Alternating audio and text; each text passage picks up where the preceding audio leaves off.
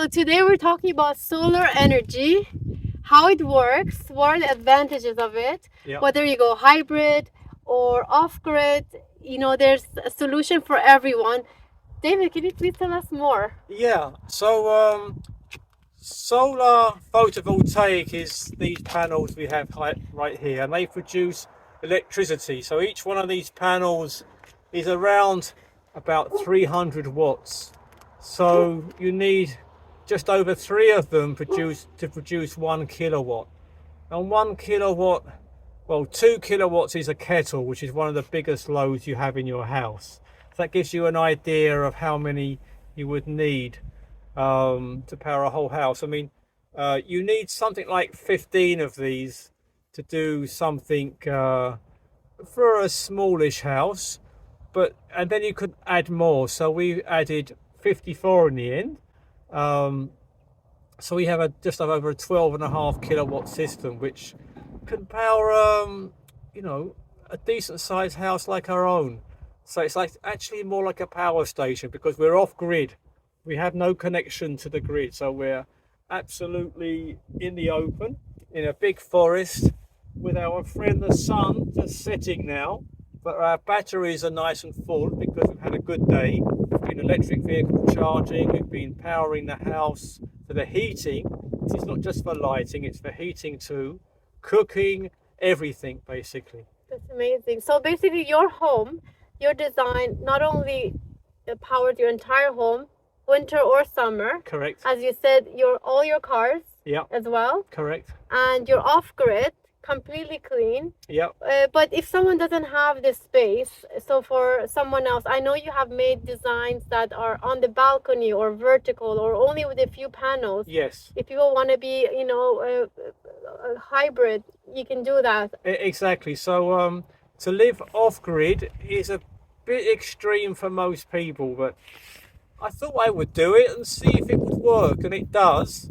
So it can work, but if you want to make the first step, then you might want to go hybrid, because hybrid has the advantage of three inputs. So you have the sun, battery, but also the grid.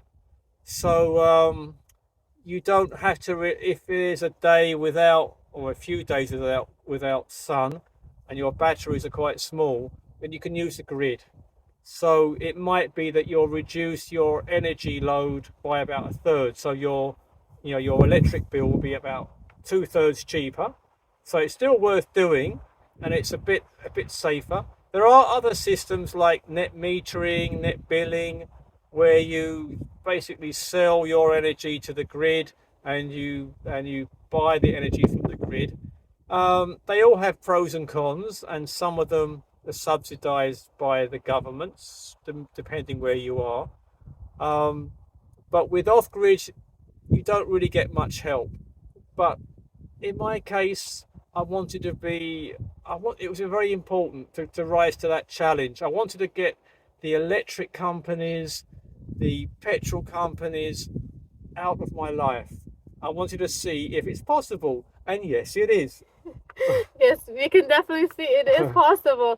But it's really also nice that if somebody can't do all of it, there's solution. And you Yeah. give consultation as well. Correct. You Yeah. design for them if they wanted to see if it works for their home. And as I understand it, if anybody's interested, again, depending on their budget, where they live, and what they want, it's not a big investment. You can start small and start with this Yes.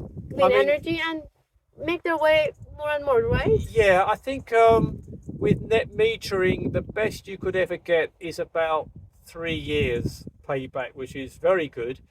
In reality, with a battery, it would end up being more like 7 to 10 years. But if you think that the lifetime of the project of the system is 25 years, say it took 10 years to pay back the initial investment, that means 15 years are free, which is still a very good deal. 15 years of not paying anything. Exactly, yeah. Can't go wrong with that, right? I don't think so, yeah. So again, help to save the planet and your pocket. And your pocket. So why not? Thank you so much. Pleasure. Let's go see the rest of it. So the panels behind me, these 8 solar thermal panels here, are different to the solar photovoltaic panels I explained earlier, because these don't produce electricity, they produce heat. So they do that by having a flat plate behind that glass. So the sun simply comes down, heats the flat plate, and heats a coil of water that's behind it. So that way I can get hot water for washing and for showers. And that's a really important part of the story. So that's glass there. They're just a small cabinet, you might say, with a black metal plate that absorbs the solar thermal energy. So that way we can have hot water for washing, basically, because it uses up a lot of electric energy. If I didn't do this, I would need a lot more solar electric panels. And you may have seen them, some of them, the cheaper ones, they have a tank at the top, but these have a tank in the basement of the house that's thermally insulated. It's 1,000 litres, and that will last 2 or 3 days. And quite you easily. designed these as well? Well, I mean, I designed where they should go. The panels themselves, you buy them, same as the photovoltaic panels, but they're different. It's not the same. Thank you. All right. So come in here. This is the battery room. So it's quite technical. So very quickly, there's these SMA